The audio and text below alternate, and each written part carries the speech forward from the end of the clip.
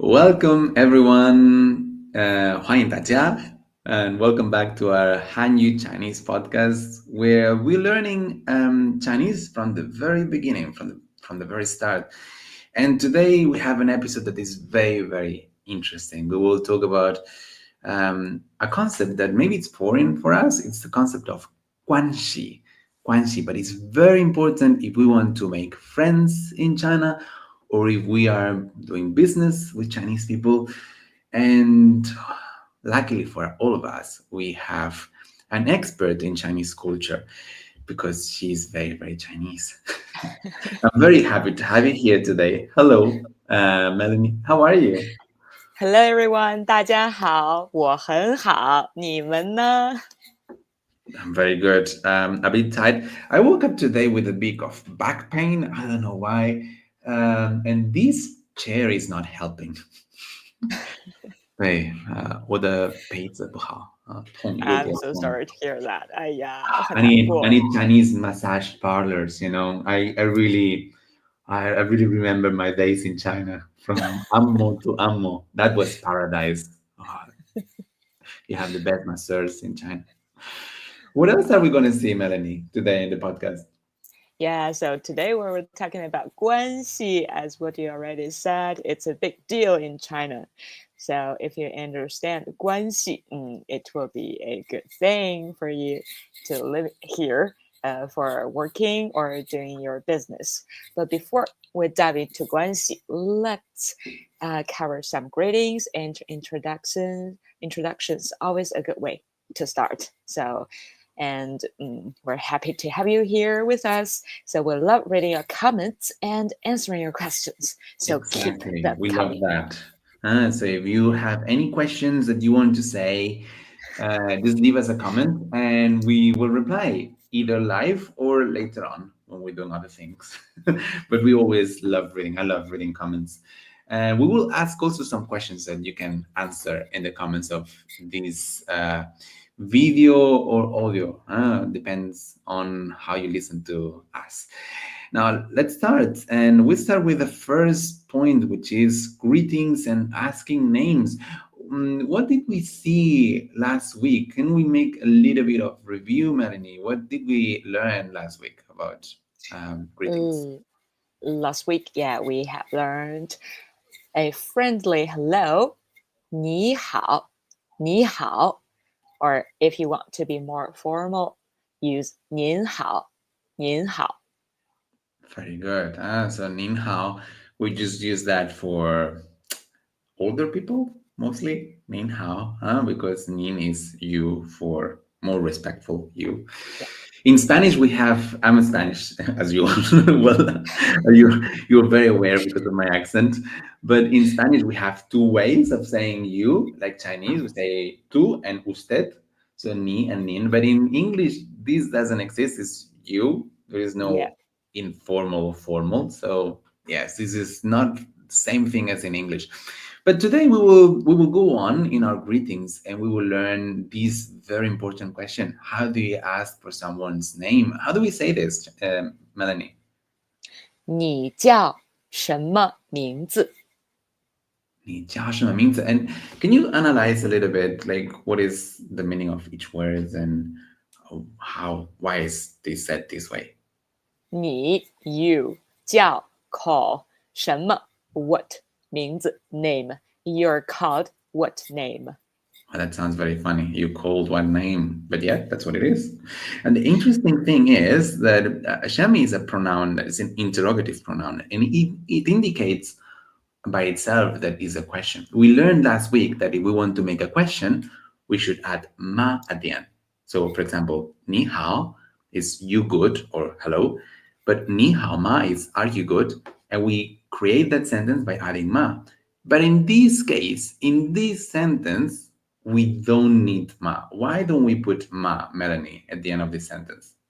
Oh, because we already have a question word or interrogative word 什么 what Very and good. we call this kind of question complex question. Very good. So when we have these question words like shenma, we don't need to add ma because we already know it's a question. So 你叫什么名字? So I want to ask you this, Melanie. 你叫什么名字? How would you reply? 我叫 Melanie. My name is Melanie. I'm Ah, called Melanie. very good. So we use the same word, 我叫. In this case, not 你. 你 means you. 我 means I. So I am called 叫 and your name. So as we see here, we substitute 什么 for the answer to the question. In this case, Melanie. So let's practice. So 你叫什么名字?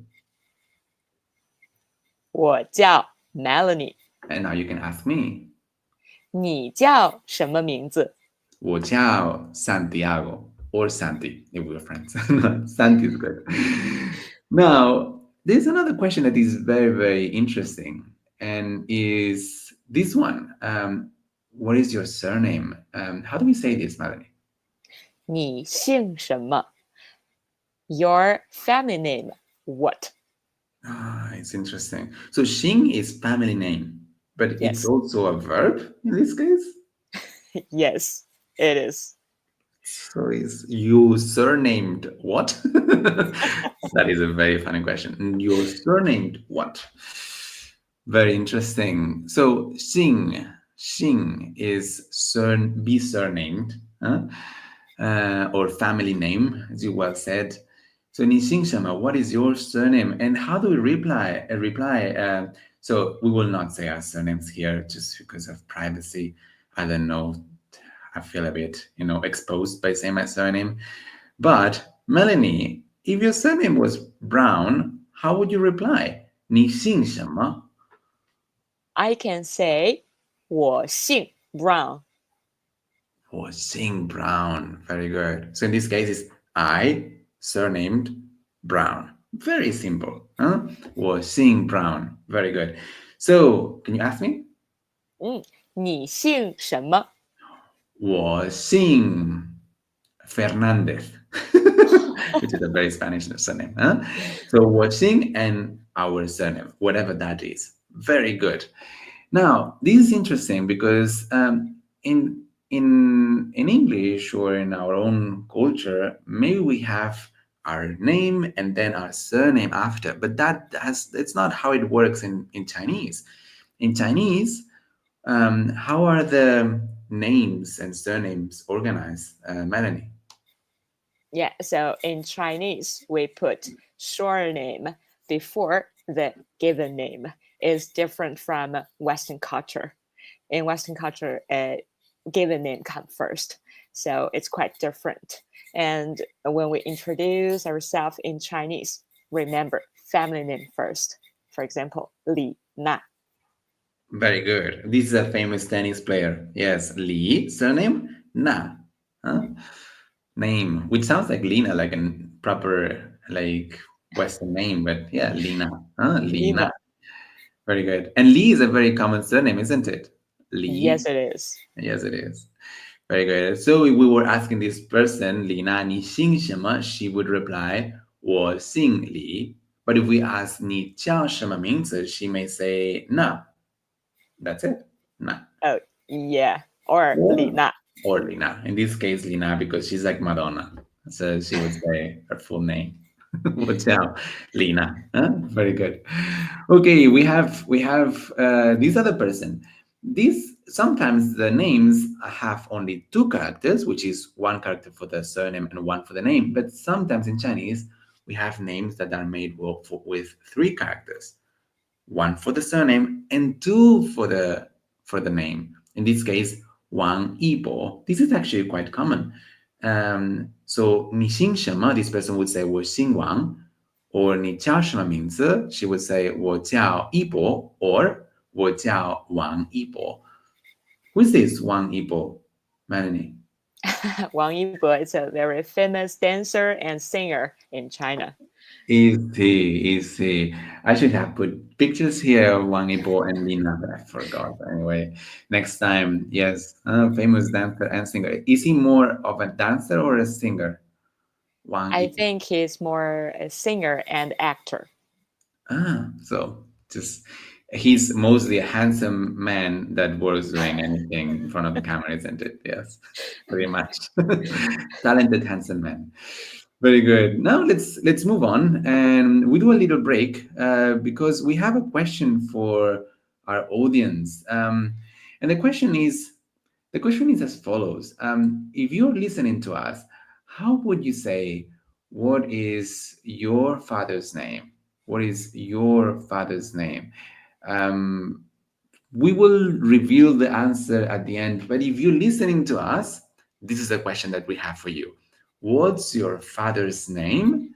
Please write it down in Chinese in our comments and let's see if you said it right. Now, let's do a little break because if you are listening to this podcast and you enjoy it, what you should do, Melanie? So don't forget to give us a like and subscribe to the channel.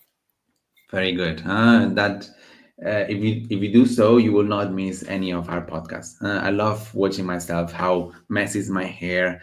I never noticed how messy is my hair until rewatch my videos, and I realized that it's really messy. Yes, but yeah, if you're listening to us on Spotify and Apple Music, yes, you can also like and subscribe.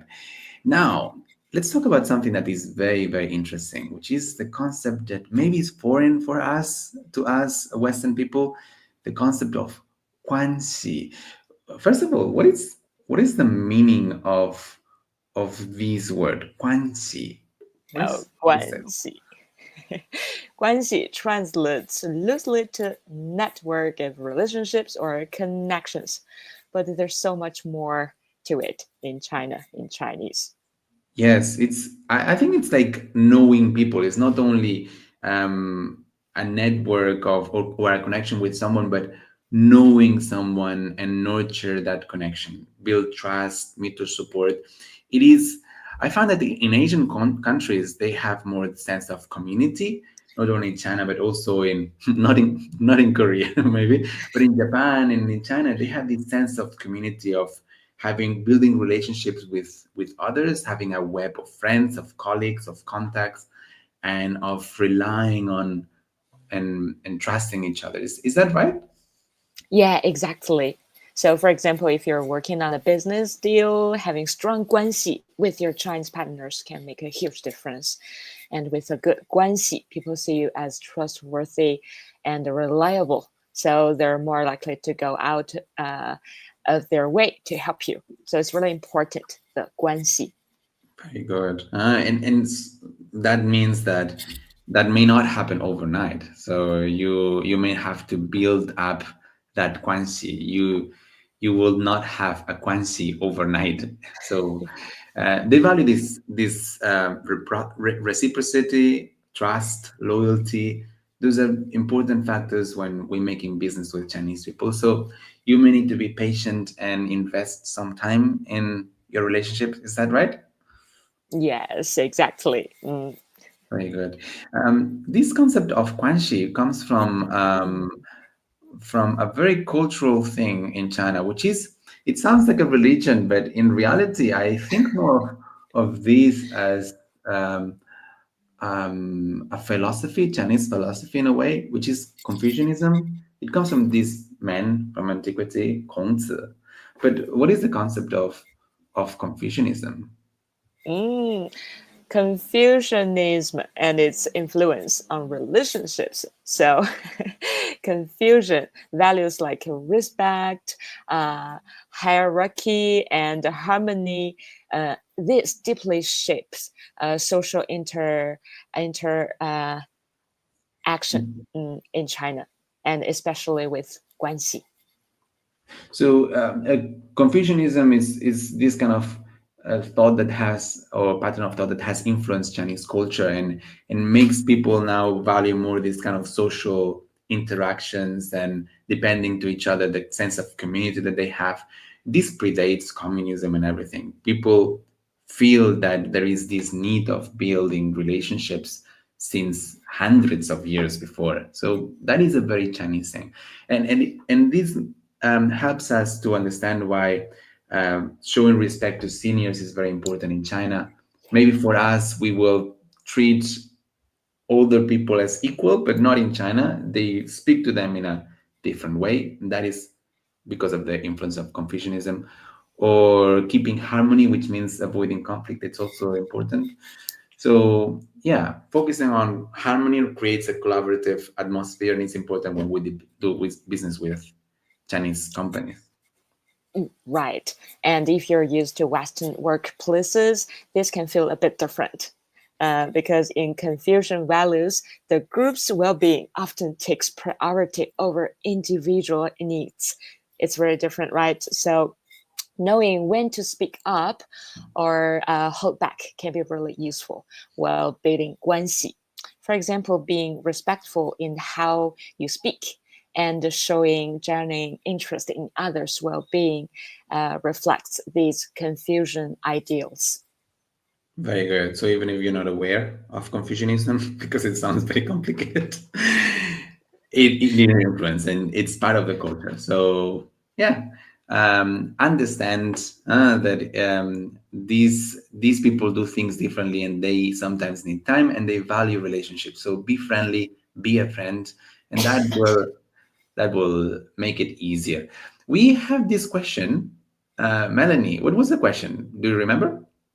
Oh, 你爸爸叫什么名字? What's your Ah, father's name? very good. Maybe you have guessed it right. Huh? What's your father's name? Is 你爸爸叫什么名字? Now we can ask this question in Chinese and many others. 你爸爸叫什么名字?你妈妈叫什么名字? Your mother. What's your mother's name? Or he, what's his name? 他叫什么名字?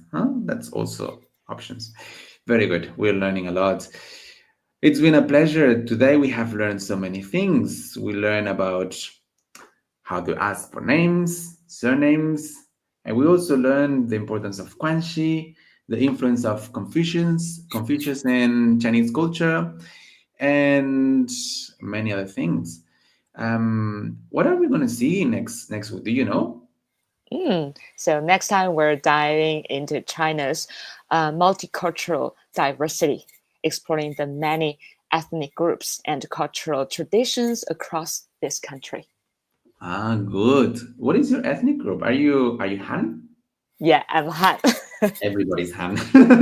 But we'll talk about others. We'll talk about Miao, about other strange and very interesting ethnic groups. There is even like ethnic groups that it's the society is ruled by women, something like that.